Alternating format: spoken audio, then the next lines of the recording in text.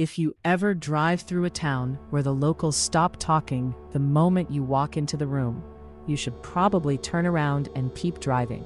Small towns have a way of keeping secrets buried deep in the dirt, and usually the whole neighborhood knows exactly where the bodies are hidden. Moving to a quiet place sounds like a dream until you realize the silence is actually a warning that everyone else is too afraid to repeat out loud. Today we are looking at 9 true stories from people who moved to small towns and realized that everyone knew something they didn't. From strange rituals in the woods to neighbors who watch you through the cracks in their blinds, these stories will make you think twice about that cheap country house. Our first story takes us to a tiny spot in Nebraska, where a man named Mark decided to take a road trip to clear his head. He pulled into a diner called the Rusty Spoon just as the sun was starting to set behind the flat horizon. When he opened the door, the bell jingled, and every single person inside stopped eating and stared at him without blinking.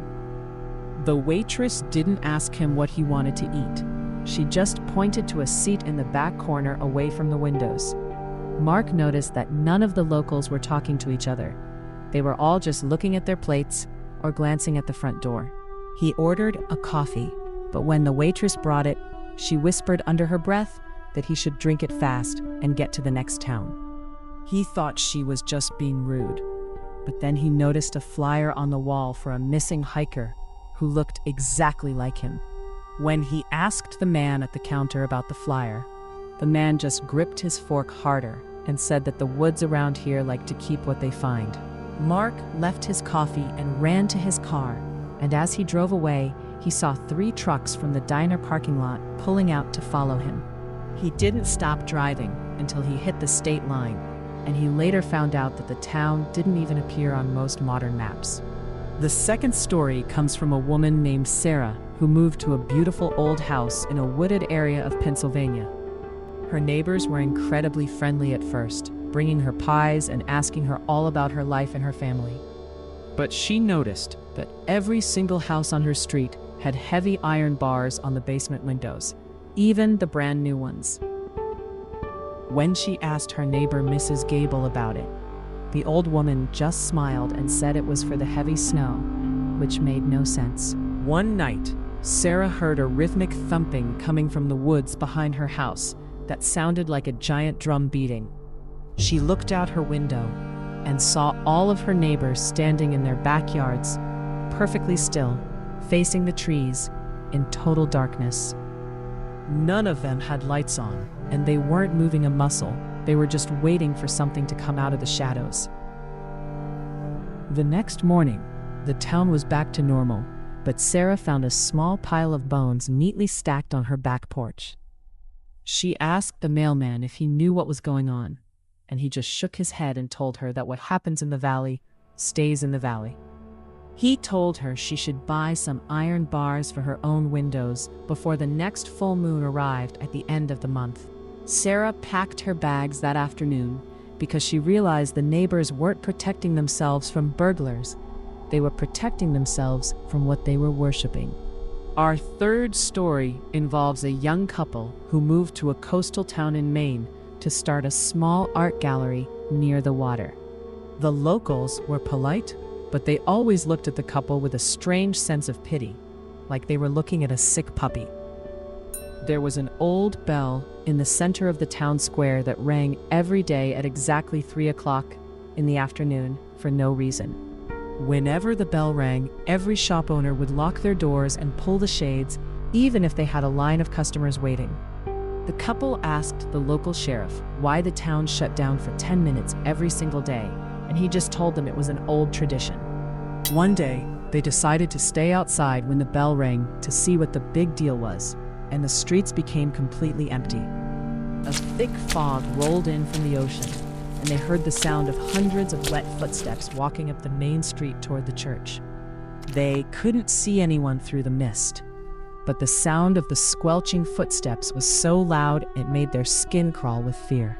When the bell rang a second time, the fog cleared instantly, and the sheriff was standing right behind them with a look of pure disappointment.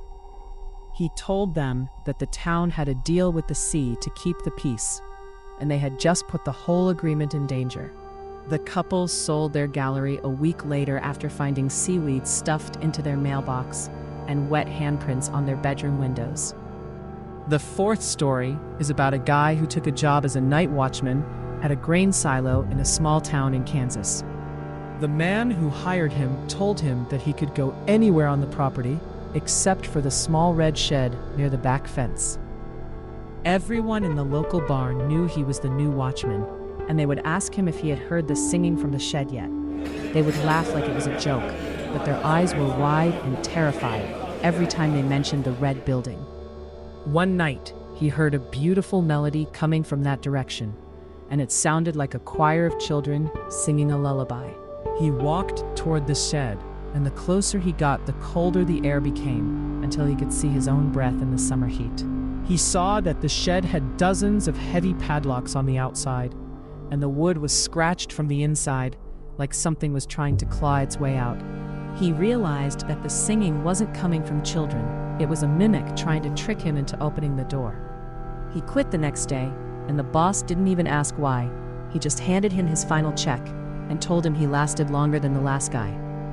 Story number 5 takes us to a mountain town in Tennessee, where a hiker got lost and ended up in a village that wasn't on his GPS.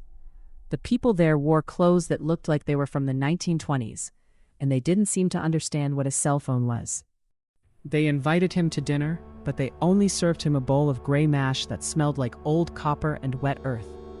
As he sat at the table, he noticed that every person in the room was missing their left pinky finger, including the small children. He asked the host what happened to their hands, and the man just laid his hand on the table and said that everyone has to pay the rent. The hiker realized he was the only person in the room with all 10 fingers, and the locals were starting to look at his hands with hunger. He jumped out of the window and ran through the woods for hours until he found a highway and flagged down a passing trucker. The trucker told him that he was lucky to get out because that town hasn't officially existed since a massive fire 100 years ago. Our 6th story is about a man who bought a cheap farm in Missouri and found a deep stone well in the middle of his cornfield. He noticed that every Sunday, his neighbors would walk to the edge of his property and throw a live chicken into the field. He confronted them and told them to stop trespassing. But the neighbor just told him that if the well doesn't eat, the town doesn't grow. The man thought they were crazy until the week he stopped them from throwing the chickens, and his crops turned black and died overnight. He heard a low growling coming from deep inside the well that sounded like a tectonic plate shifting deep underground. The townspeople wouldn't look him in the eye anymore, and he found a large X painted in goat's blood on his front door. He realized the town wasn't being mean. They were trying to keep something ancient and hungry from waking up under his feet. Story 7 involves a teacher who moved to a small town in Ohio and noticed that the school didn't have any mirrors in the building. The students told her that they weren't allowed to look at their own reflections because the other people would see them. She laughed it off as a ghost story until she caught a student trying to scratch his own eyes out after seeing his reflection in a puddle. The principal told her that the town had a history of people disappearing into mirrors, and everyone just agreed to stop using them. She didn't believe it until she looked in her own bathroom mirror one night and saw a man standing behind her who wasn't in the room. The man in the mirror smiled, and his mouth opened much wider than a human mouth should ever be able to go. She smashed the mirror and moved out the next morning, leaving all of her furniture behind just to get away from the glass. Story 8 is about a family that moved to a town in Georgia where the town square had a statue of a man with no face. The locals told them the statue was a founder, but they always left offerings of fresh meat and flowers at the base of the stone. The family's dog would bark at the statue every time they walked by, and one day the dog just vanished into thin air while they were standing right there. They went to the police, but the officer just told them that the founder was hungry and that they should be glad it was just the dog. The locals all knew that the statue moved at night, but nobody told the new family because they needed someone new to take the hit. Our final story is about a girl who worked at a library in a small town in Vermont, where the basement was flooded with 2 inches of water.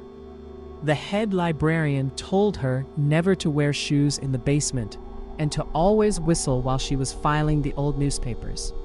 The girl found out that the town was built over a flooded graveyard, and the whistling was the only thing that kept the spirits calm.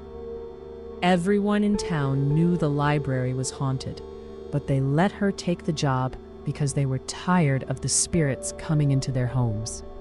She heard a voice whistling back at her from the dark corners of the basement, and she realized she wasn't alone in the water.